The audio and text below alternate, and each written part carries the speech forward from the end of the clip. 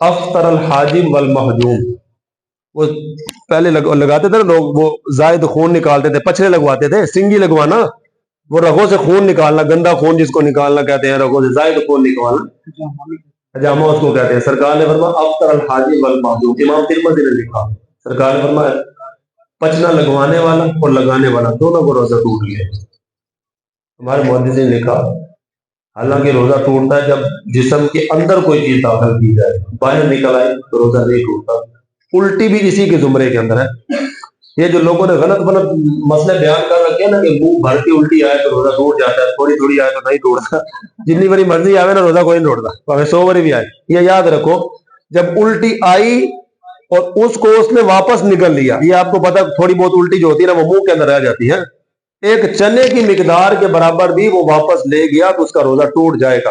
باہر آتی رہی تو جتنی مرضی آئی ہے، تھوڑی آئی ہے، ایک مرتبہ آئی ہے، منہ بھر کے آئی ہے تو روزہ نہیں ٹوٹے گا۔ جب اندر لے جائے گا نا دوبارہ ایک چنے کی مقدار بھی ہوگی تو اس کا روزہ ٹوٹ جائے گا۔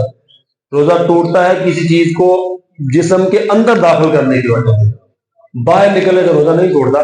لیکن چونکہ یہ حدیث پاک کے الفاظ ہیں تو محدث نے اس کی تشریح کرتے ہوئے لکھا وہ جو سنگی پچنا لگوا رہا تھا نا وہ دونوں غیبت کر رہے تھے، اور ایک حدیث پاک کے اندر یہ بھی ہے کہ غیبت کرنے والے کا روزہ ٹوٹ جاتا ہے، حالانکہ غیبت کرنے سے روزہ نہیں ٹوٹتا۔ محدث نے لکھا کہ جو اس کے روزے کی روحانیت تھی نا وہ ختم ہو جاتی ہے، صرف اس کا ایک ڈھانچہ سا رہ جاتا ہے کہ غیبت اتنا بڑا جرم ہے۔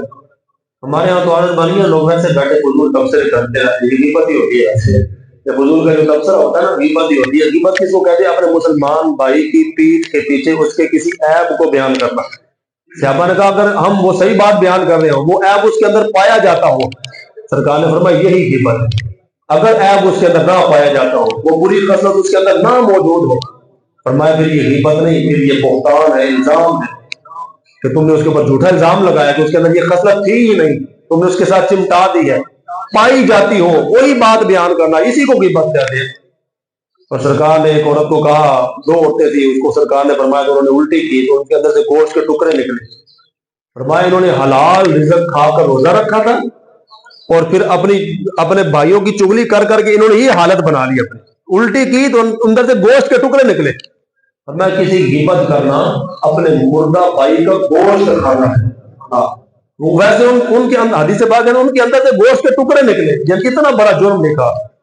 تو یہ حدیث پاک ہے نا پچنا اسی سے مسئلہ اخذ کرتے ہوئے انہوں نے کہا کہ کوئی بندہ جس نے ٹیسٹ کے لیے بلڈ نکالا ہو، یا وہ کوئی بندہ جو روزے کی حالت کے اندر کسی کو بلڈ ڈونیٹ کرنا چاہتا ہے تو کیا اس کو اجازت ہے؟ تو انہوں نے کہا اگر اس کو یقین ہے کہ بلڈ دینے کے بعد اس کے اندر اتنی ویکنس نہیں ہوگی جس کی وجہ سے اس کو روزہ افطار کرنا پڑے گا تو اس کو اجازت ہے، وہ نکلوا سکتا ہے۔ ٹیسٹ کے لیے بھی ویسے بھی اگر اتنی ویکنس کا خطرہ ہو اور ایسا ہو جاتا ہے بلڈ نکلوانے کے بعد بندے کو ویکنس محسوس ہوتی ہے تو اس کا روزہ نہ جاتا رہے، تو احتیاط کرنی چاہیے، بلڈ وغیرہ نہیں نکلوانا چاہیے۔ اور بھی بھائی سوال کریں، سوال میں آپ کے کرنا ہے، سوال میں آپ کے